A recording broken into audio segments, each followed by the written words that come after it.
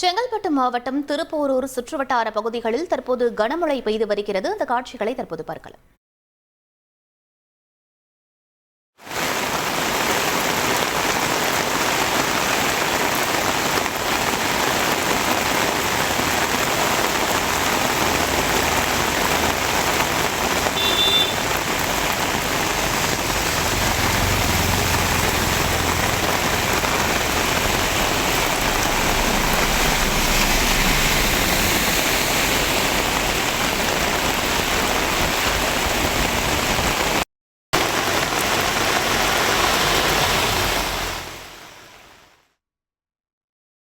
இது பற்றிய கூடுதல் விவரங்களை எமது செய்தியாளர் நந்தகோபால் வழங்க கேட்கலாம். வணக்கம் நந்தகோபால், உங்களுடைய தகவல் என பதிவு பண்ணுங்க.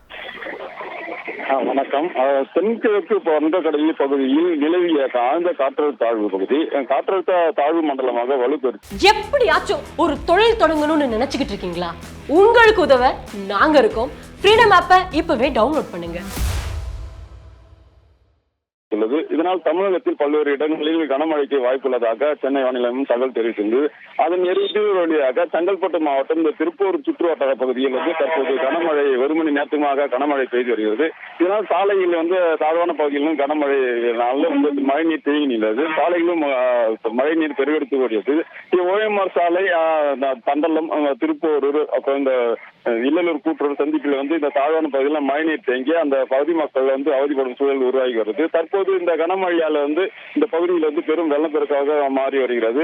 கடந்த ஒரு மணி நேரமாக இந்த கனமழை தற்போது பெய்து வருகிறது. அதே போல செங்கல்பட்டு மாவட்டத்தில் திருப்போரூர், சேலம்பாக்கம், முட்டுக்காடு, காணத்தூர் உள்ளிட்ட பகுதிகளிலும் இந்த கனமழை கொட்டி தீர்த்து வருகிறது. தற்போது தொடர்ந்த வண்ணமாக இந்த கனமழை தீர்த்து வருகிறது. காலை லேசான மேகமூட்டத்தில் காணப்பட்ட நிலையில் பள்ளி மாணவர்கள் அந்த மழையில் நனைந்தபடியே செல்லும் சூழல் உருவாகி இருந்தது. தற்போது ஒரு மணி நேரத்துக்கு மேலாக இந்த கனமழை பெய்து வருவது குறிப்பிடத்தக்கது. விவரங்களுக்கு நன்றி நந்தகோபால்.